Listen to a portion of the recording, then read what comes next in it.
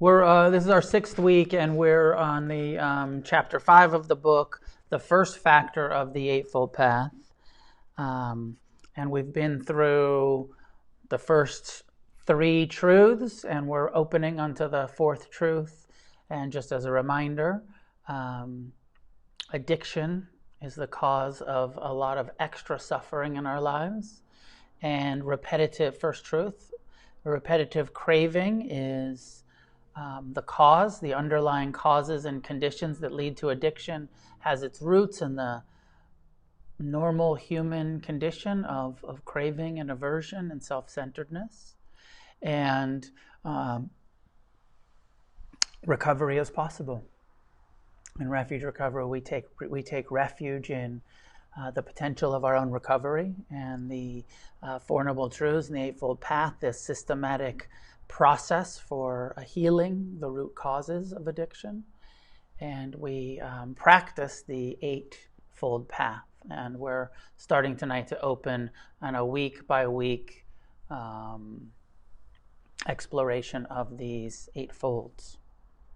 So I'm on page 27 if you want to crack your books, or you can just listen.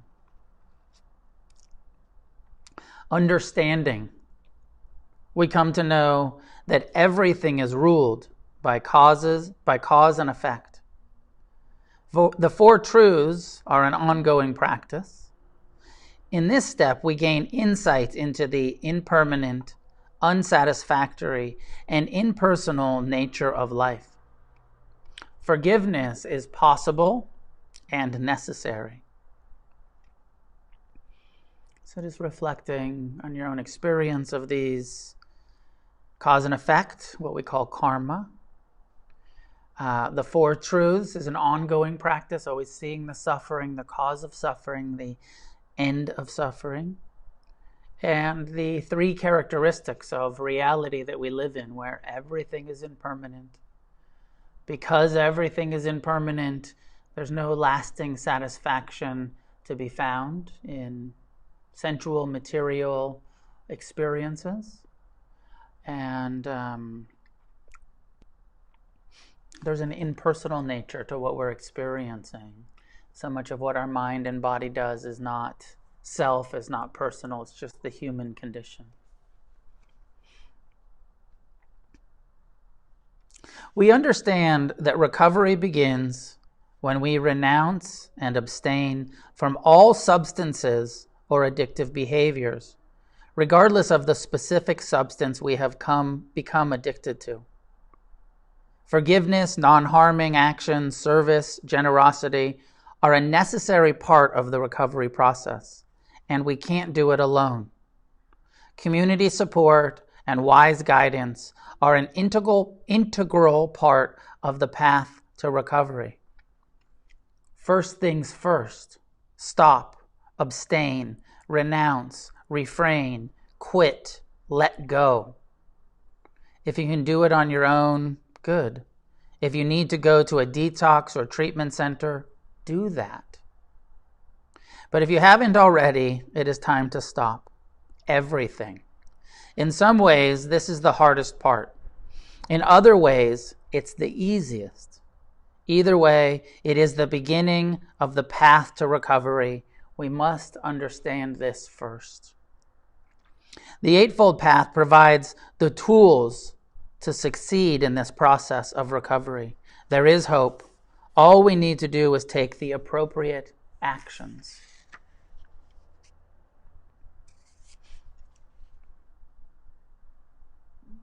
First section, clear, persistent encouragement towards abstinence.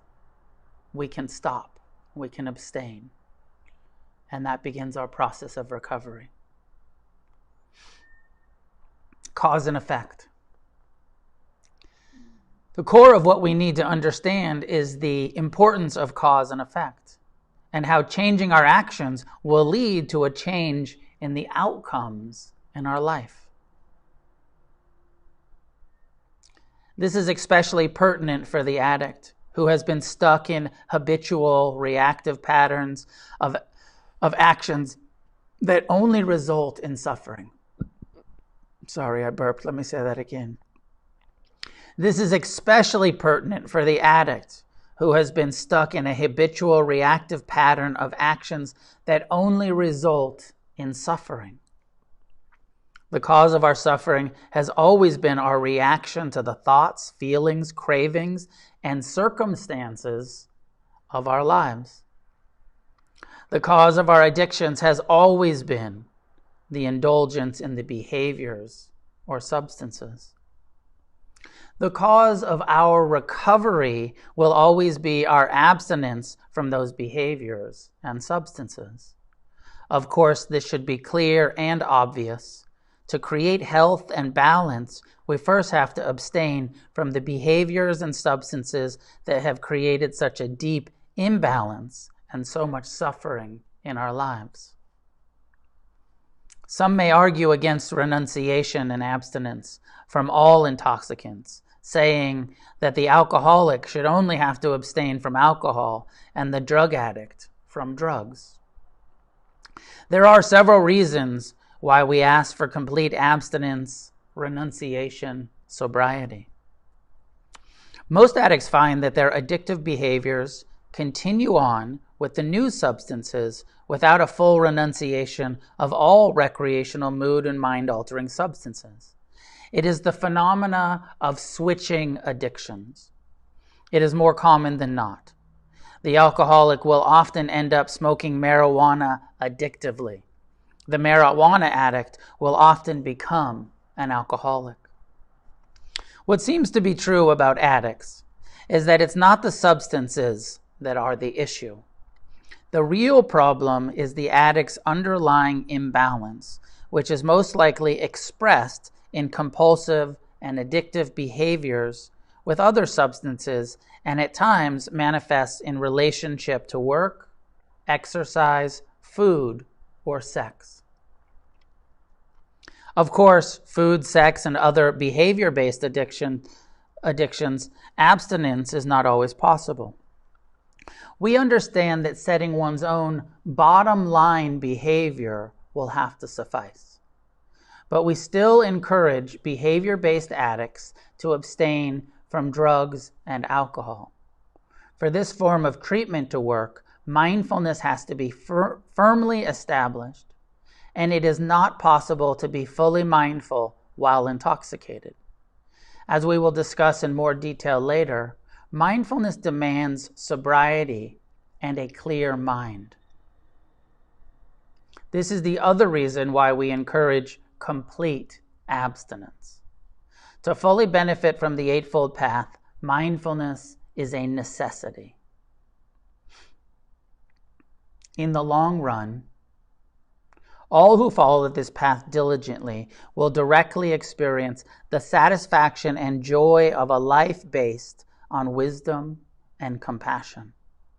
Drugs, alcohol, and compulsive behaviors have no place in the life of a sincere spiritual aspirant. Eventually, we will look back on our previous life of indulgence as adults. As we look back on our previous life of indulgence, as adults look back on the ignorance of their youth, without judgment or condemnation, but with a healthy sense of regret and compassion for the previous delusions. Understanding cause and effect, or what is more familiarly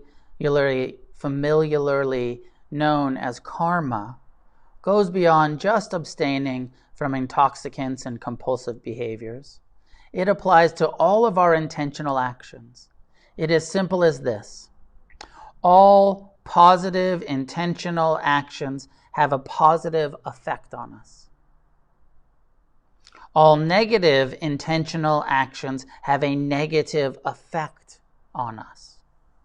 Recovery comes from positive actions alone.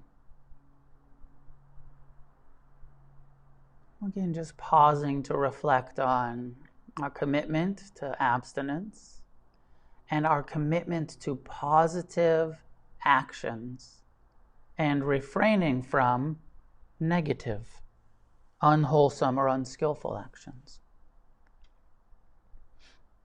When we act negatively, we seek refuge in our addictions to avoid the consequences of those negative actions. When we act in positive ways, however, we create positive feelings of well-being and balance within us, which allows us to cut through our addictive habits. Here is a simple way to look at it.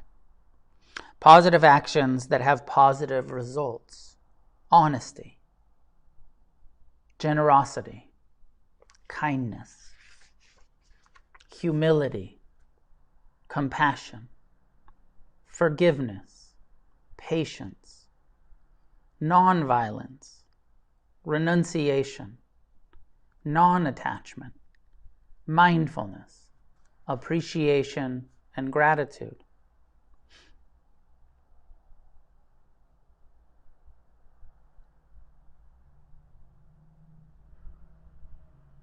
Reflecting on the positive qualities that we're trying to develop.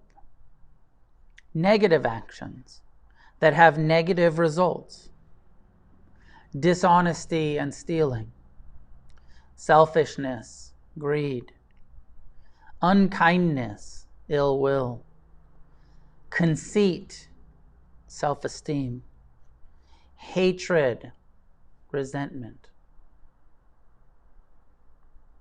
impatience, demanding,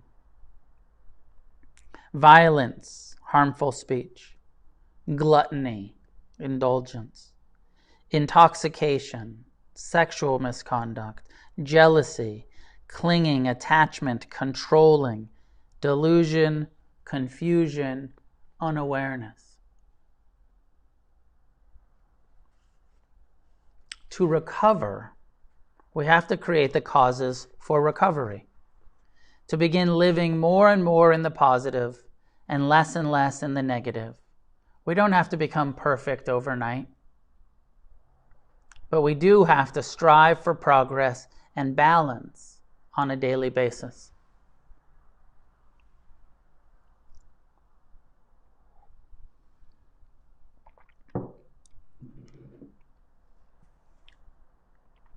Understanding the four truths is at the heart of this aspect of the path. Number one, we suffer due to our addictions and the general difficulties of being human in this world of constant change and loss. Number two, craving is a natural phenomena. It is not all our fault, but we are fully responsible for our healing and recovery.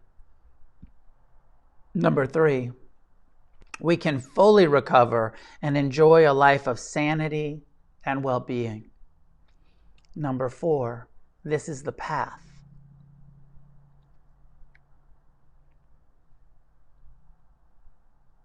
Moving on to the three characteristics: impermanence.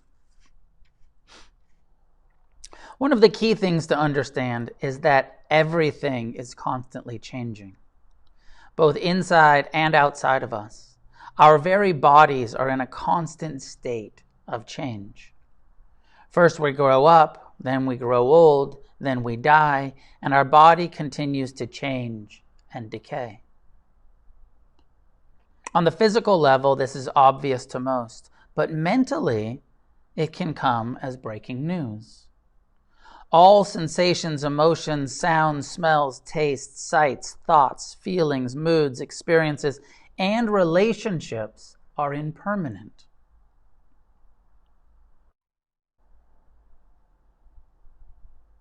They all have a beginning, a middle, and an end.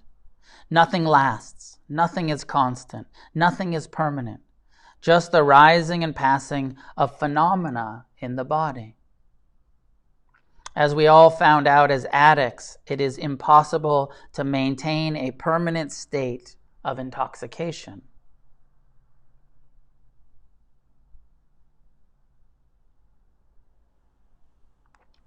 That was not our fault or failure as addicts. It wasn't because we weren't smart or rich enough.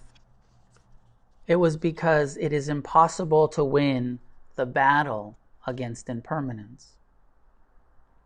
Of course, the fact that life is impermanent can also be good news. It can work to our advantage.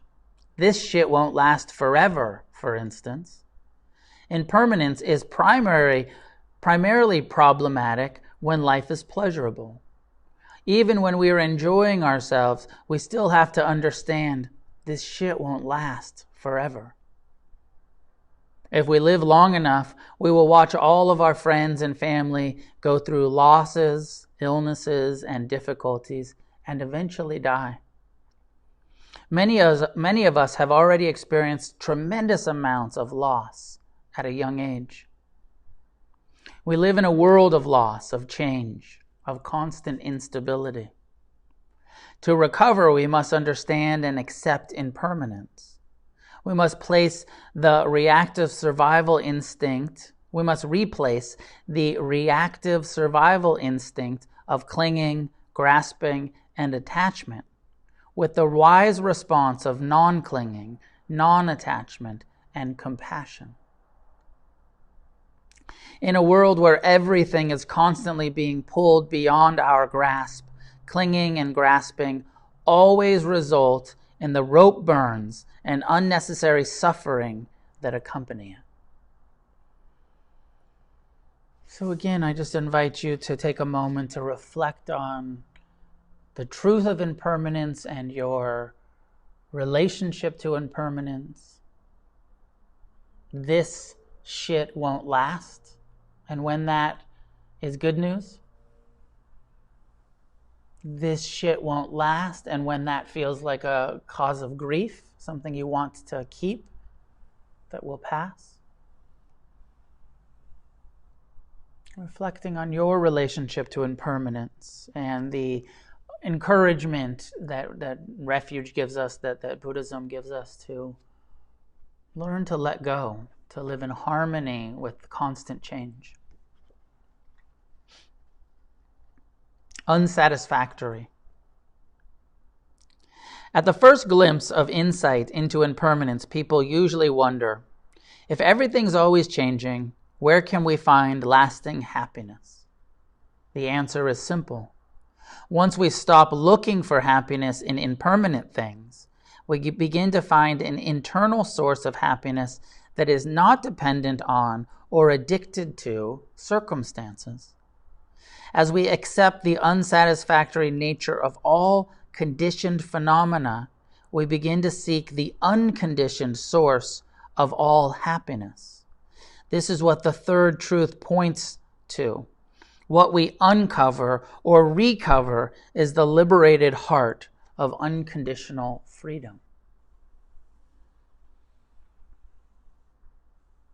When we stop seeking satisfaction in impermanent things, we develop a reliable internal refuge.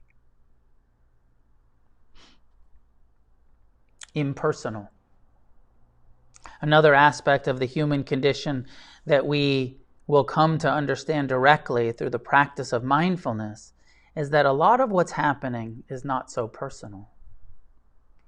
This will be revealed on several levels. First, that we have probably been self-absorbed for most of our lives, thinking about ourselves, obsessing about our place in the family, the community, the world, letting our pleasure or pain rule our lives. Even the codependent who may say, I haven't been self-centered, I've been centered on others, will, upon closer examination, have to admit that his or her caretaking and enabling arose from a deep place of craving a pleasant outcome. The codependent, too, is being driven by self-centered craving, to not let others suffer or struggle, when suffering or struggling is appropriate or necessary. It is selfish of the enabler. Because enablers can't tolerate someone else's pain, they create situations and relationships that prolong and times increase the suffering.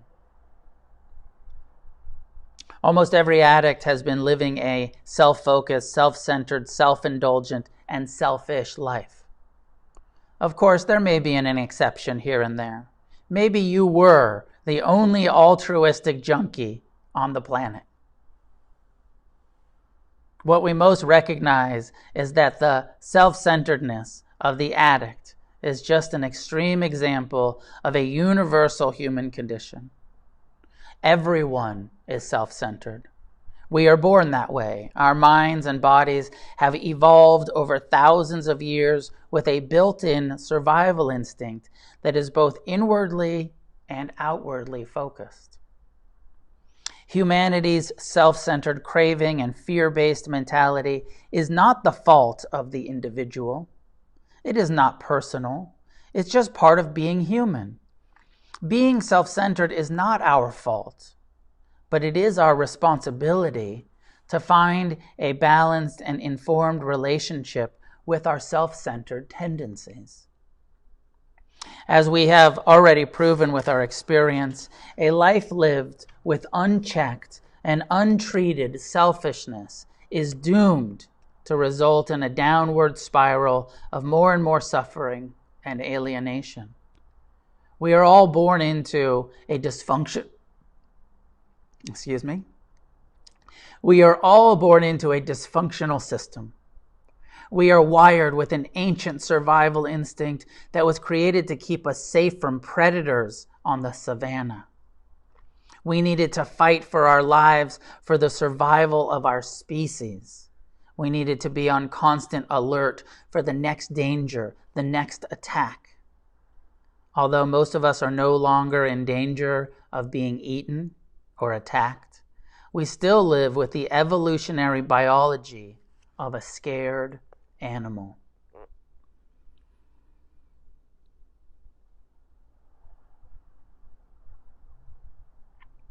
Again, invitation to pause and to reflect on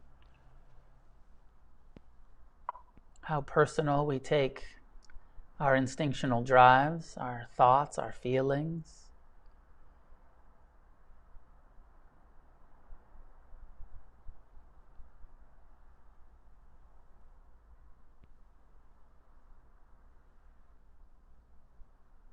And the freedom that we seek to not get rid of it, but to change our relationship. We bring mindfulness, we bring awareness to how the mind thinks about itself all of the time.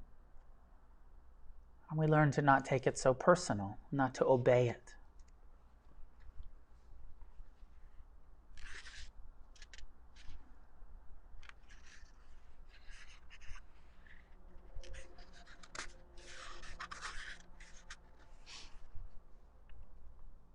Cause and effect. 4 truths. 3 characteristics. Impermanent, impersonal, unsatisfactory. So the last piece of understanding that is necessary for our recovery is about forgiveness. Underlying most addictions is a deep well of pain. The pain of our lives has been caused by people and circumstances that have hurt us. We have usually responded with resentment, anger, and hatred towards the cause of our pain. The more we hate, the more we create layers of suffering and confusion on top of our pain. All this pain and suffering gives addicts more and more reasons to crave the substances or behaviors that temporarily distract them or alleviate this pain. As we have already learned, pain is unavoidable. But suffering can be eased by meeting our pain with compassion rather than hatred. This brings us to the necessity of forgiveness. We can learn to meet the pain of our lives with care and compassion, but we first have to embark on the process of forgiving ourselves and others for all of the harms we have experienced and caused. Forgiveness is a process that continues throughout our lives. It begins when we begin to understand how to forgive. The practice of forgiveness has three aspects or categories. Number one, asking for forgiveness from those whom we have harmed we ask through both meditation and amends. Number two, offering forgiveness to those who have harmed us in our meditation. Number three, forgiving ourselves for all of the ways we have harmed ourselves and others through meditation and living amends. The practice of forgiveness is done in meditation through the repetition of phrases of forgiveness. When we ask forgiveness, we say one of the following: I ask for your forgiveness. Please forgive me for having caused you harm. I now understand that I was unskillful and that my actions hurt you. I ask your forgiveness. When we offer forgiveness, we can say, I forgive you. I forgive you for all of the ways that you have caused me harm. I now offer you forgiveness, whether the hurt came through your actions, thoughts, or words. I know you are responsible for your actions, and I offer you forgiveness. When we offer forgiveness, we say, I forgive you. I forgive you for all of the ways that you have caused me harm. I now offer you forgiveness, whether the hurt came through my actions, thoughts, or words. I know I am responsible for my actions, and I offer myself forgiveness.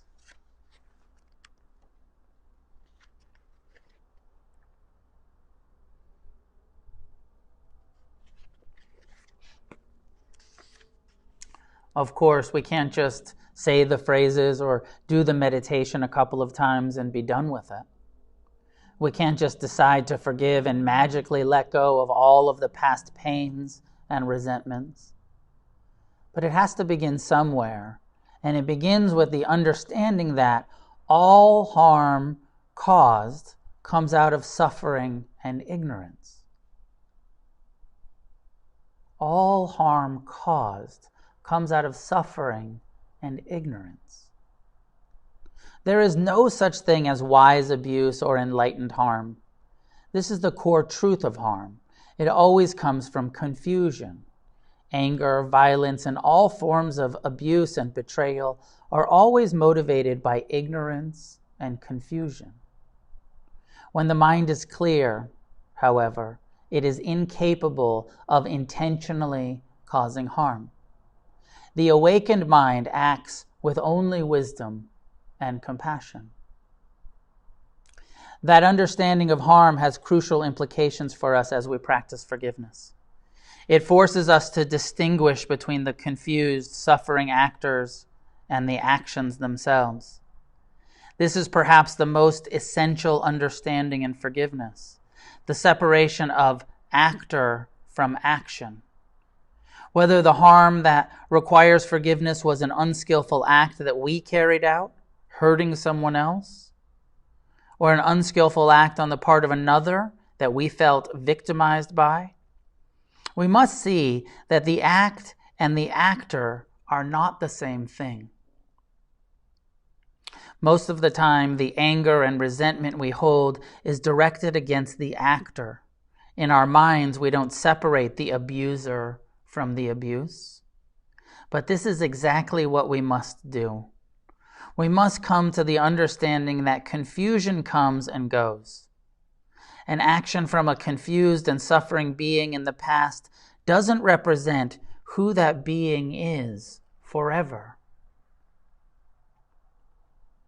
It is only an expression of that being's suffering.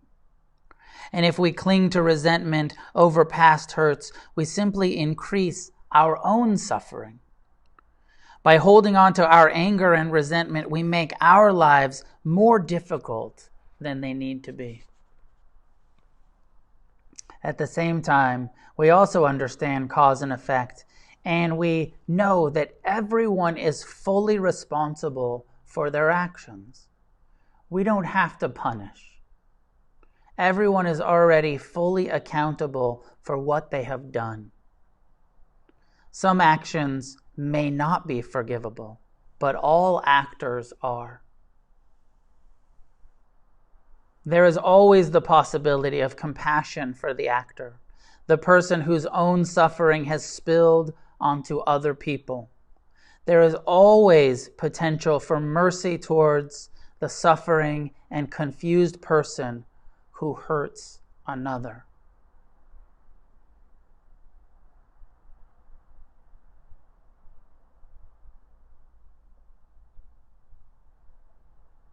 To recover, we must clearly see that we've been in a lot of pain for a long time and that our pain has affected others. Then we can begin to see that the people towards whom we have been holding resentment had also been in pain and that they had spilled their pain onto us. This allows us to separate the person from the action and finally see the confused human being behind his or her hurtful act. This may be the hardest part, not associating the people with their actions, but seeing them as confused human beings, trying their best and failing miserably, just as we may have at times. Most of us have found that having a compassionate attitude towards everyone in our life is incredibly challenging.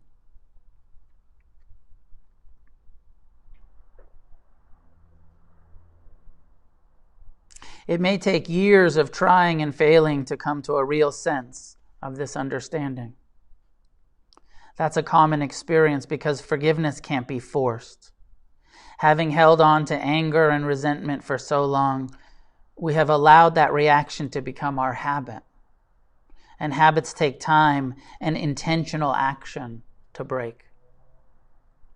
Through forgiveness, we retrain our mind and heart to respond in a new and more useful way. By separating the actor from the action, we get to the root of the suffering, both caused and experienced. This is a counterintuitive process. Our biological instinct is to respond to all forms of pain with aversion, anger, hatred, and resentment. The basic survival instinct of the human animal. It works quite well to protect us from the external harm, yet it seems to create an even more harmful inner experience. The process of forgiveness is the process of freeing oneself from internal suffering. But forgiveness is not just a selfish pursuit of personal happiness. For addicts, it is a necessity of our recovery. If we don't forgive, we will never maintain abstinence. Resentment will lead to relapse over and over again and again. The great thing is that this not only leads to healing in ourselves, it alleviates suffering in the world. As each one of us frees ourselves from resentments that cause suffering, we simultaneously relieve our friends, family, and community of the burden of our unhappiness and the wreckage of our addictions.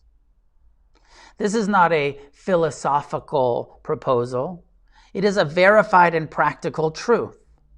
Through our suffering and lack of forgiveness, we tend to do all kinds of harmful, hurtful things. We close ourselves off from love out of fear of further pains or betrayals.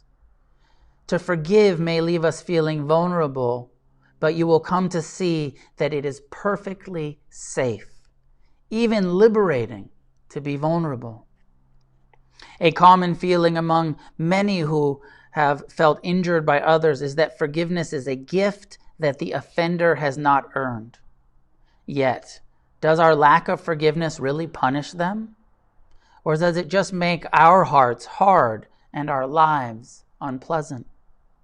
Is forgiveness a gift to others or to oneself? What do you think? Is forgiveness a gift to others or to oneself?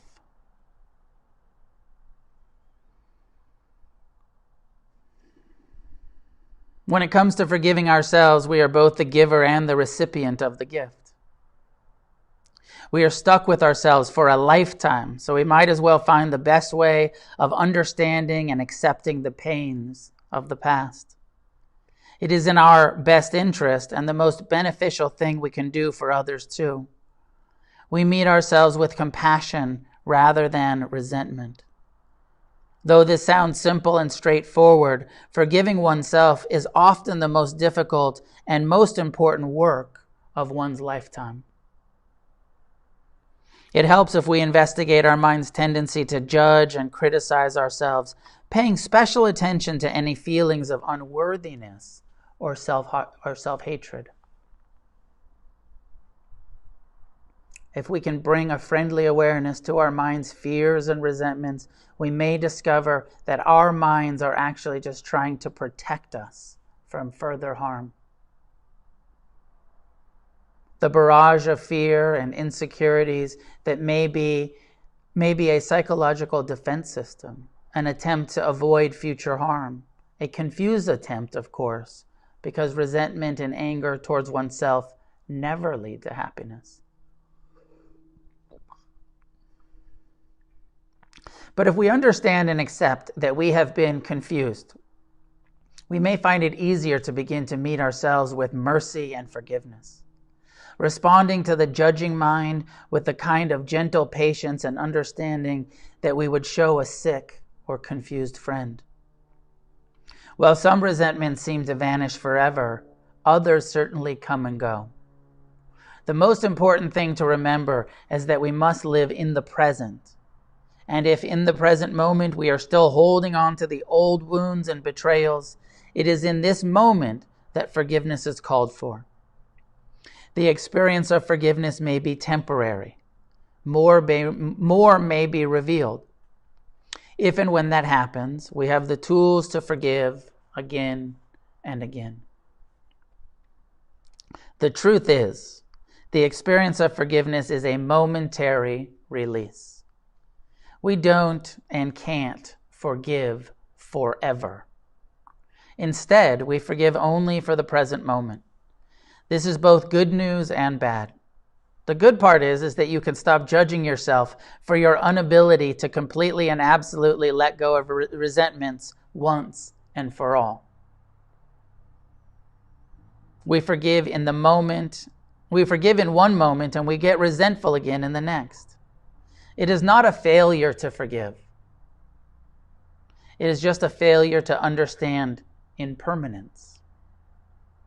The bad news is that forgiveness is not something that we will ever be done with.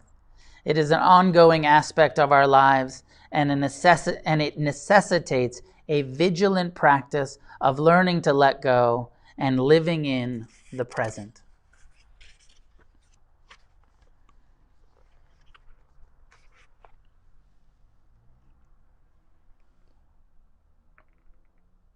I'm cracking up because the last comment that just came through from Facebook said, is this a cult?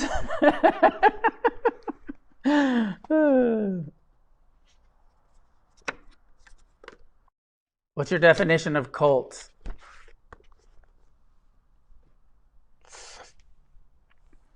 Oh, it's my shirt. I get it. I'm wearing the FTW Dharma Cult shirt. I get it. Cult is short for culture. It's short for culture.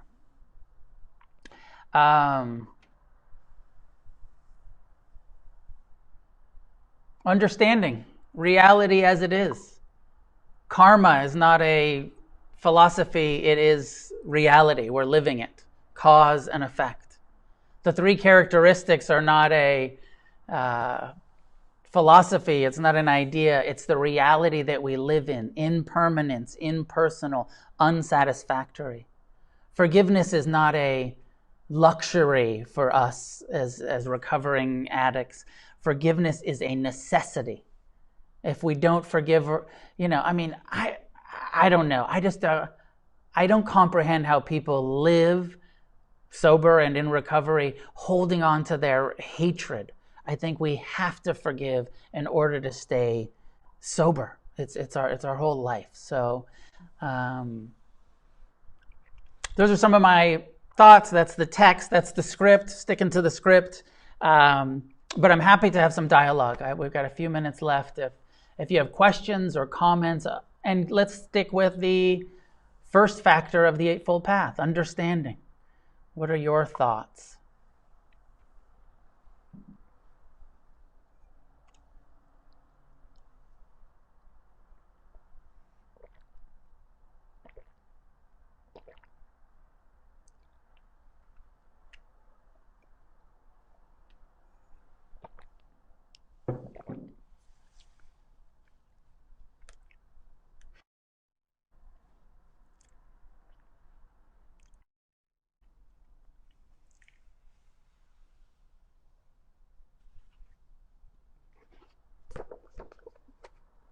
Somebody's asking, can I share what I read about impermanence? Everything that I read is in our basic text, Refuge Recovery. You should be able to find it. You can order it from our website, again, refugerecovery.org. It's the book.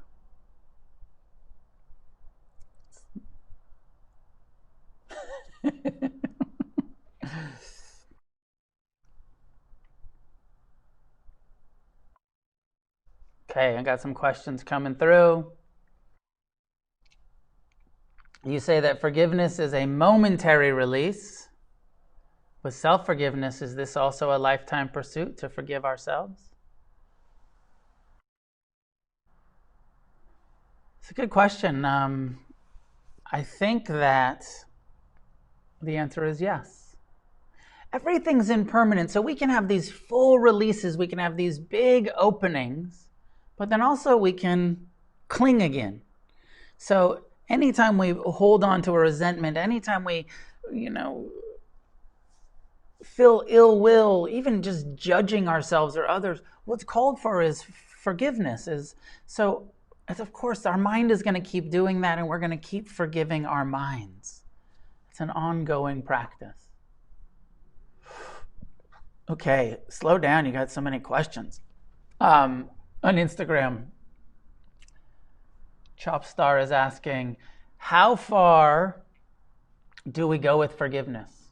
Are there limits? Should I forgive the person who assaulted me? I don't think that there are any limits. I think that we should work towards trying to have total forgiveness for everyone by separating the actor from the action. When you were assaulted, that was an unforgivable act. We're not condoning, we're not in any way saying there's anything okay with that. It was completely not okay. And the person who assaulted you was suffering and was confused and was deluded and was whatever was happening with that person. And if you can see their confusion, then you can access some empathy, some compassion, and you can forgive so that you don't have to hold on. Forgiveness is for you, so you don't have to live with the hatred, because it closes our heart. It makes us unhappy. So you forgive, and you can work towards forgiving even the worst offenders in our life. But we don't have to push it, we don't have to force it, but we can work towards it.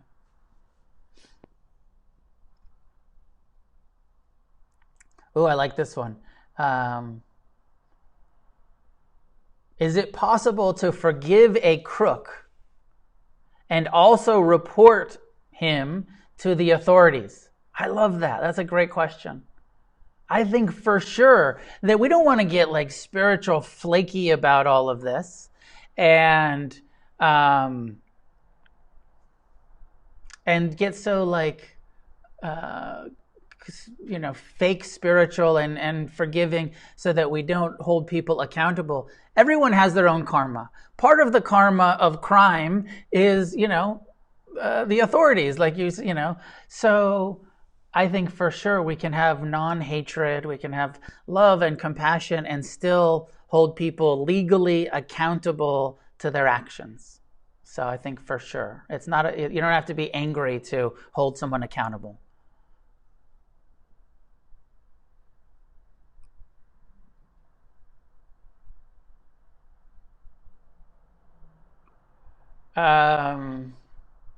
Philip is asking, I was curious if you could talk more on the self-esteem aspect of conceit, self-esteem, and negative actions list. Good question, Philip. That's referring to the self-centeredness. In Buddhism, conceit, at one point the Buddha says, conceit is the feeling I am superior to. And in another place, he says, conceit is the feeling I am less than. So when it comes to self-hatred, low self-esteem, it's still this self-centered, self-obsession. It's not seeing clearly. It's a delusion. I am greater than or I am less than are both delusional, right? They're both a confusion of the comparing mind. And so therefore, anytime we're stuck in this comparing mind and this I'm better than, I'm less than, we're in ignorance. And that's why it's on the list of negative. Does that make sense? I hope it makes sense.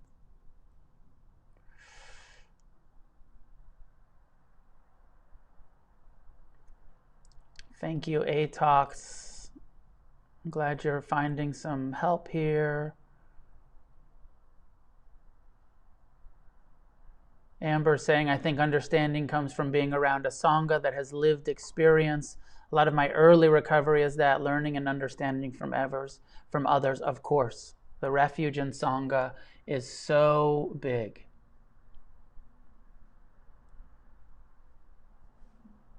There's a question on Instagram. I think this is important. I don't know that I address it well in that piece of Refuge recovery, where Liz is saying, I find it difficult to forgive people who try to control me. I struggle with that. It happens a lot when I don't sing their tune. They shun me or they make me feel badly. I'm tired of this pattern. The one piece that I might edit this at some point. This will be edited, and there's a couple pieces that I feel like are important that are missing a little bit. But one of those is the importance of boundaries. Is that just because we forgive somebody doesn't mean that we need to reconcile with them. And that might be somewhere else in the book, but it wasn't in that section on forgiveness. And that if somebody's trying to control us, having an appropriate boundary is a wise response. So we can have all of the forgiveness and all of the compassion and still good boundaries.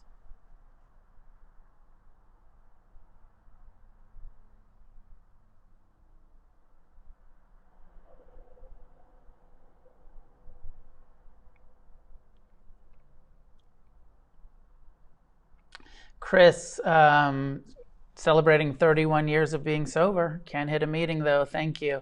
I found out about your program by chance. Chris, welcome. Congratulations on 31 years of recovery, and glad you found us by chance. And if you're not already checking out the Refuge Recovery meetings, there's meetings every day, refugerecovery.org, online, all of the Zoom meetings. Join us for some of those.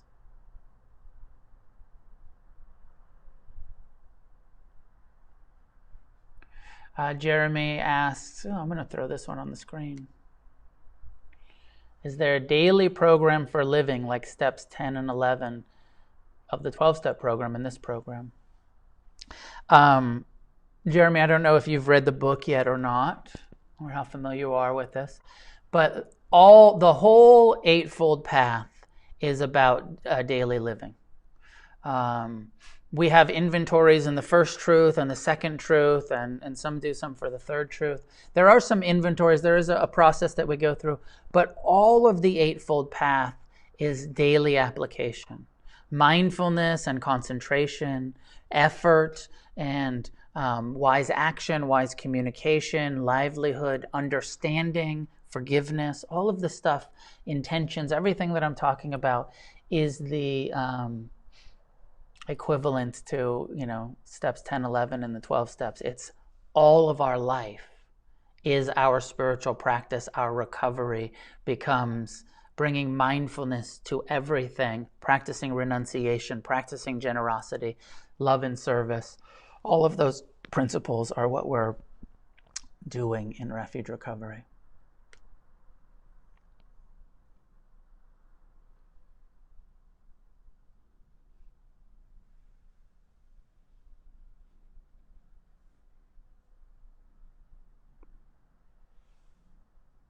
Somebody posted the meetings. Let's see what else we got over here. Peter says, real quick off topic, I just finished my inventory but have no one to share with because the whole COVID thing. I told my mentor I was done and I got no response, and I don't want to share it with a friend or people I was in 12-step fellowship with. Any suggestions? I don't know. My first thought is, maybe you need a new mentor if they're not available. You do want a mentor who does respond. And if you're done with your inventory, these inventories are so important and they're so hard. And if you've done that hard work of doing it, it's so good to share it, get it done, move on to the next one, move on to the next process. Find a new mentor, or tell your mentor, hey, like Zoom appointment, I want to get this. I want to share this inventory with you. Put some pressure on, or find someone new. Okay, I think that we're just about out of time.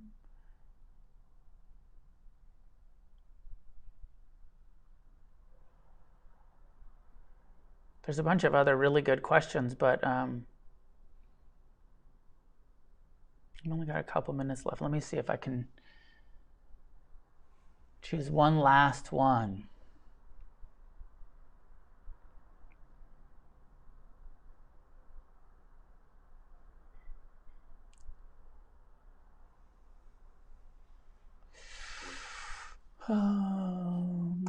Okay, last one. Putting you on the screen, Opal. Hope you don't mind. When helping someone establish a practice in early recovery, it's difficult for them to practice metta. What would you encourage mentors to continue to suggest? To continue to suggest it, or move on to something like the foundations and shelve metta for a while? I feel pretty okay about asking people to do things that are difficult. It's difficult for them to practice metta. It's difficult to practice forgiveness.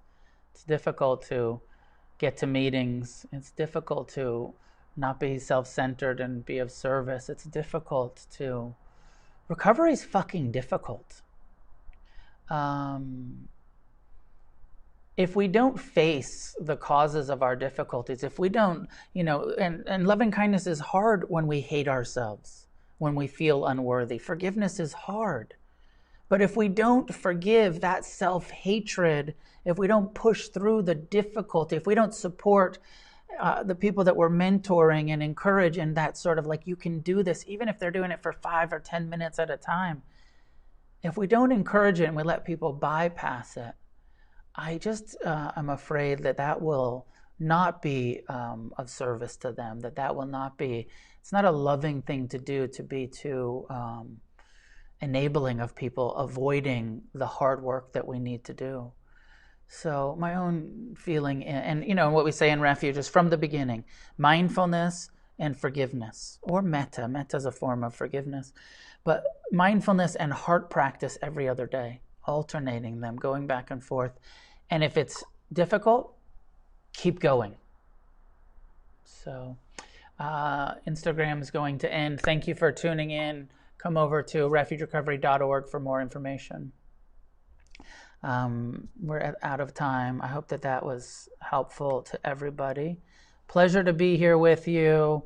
This will be posted on the YouTube channel. Please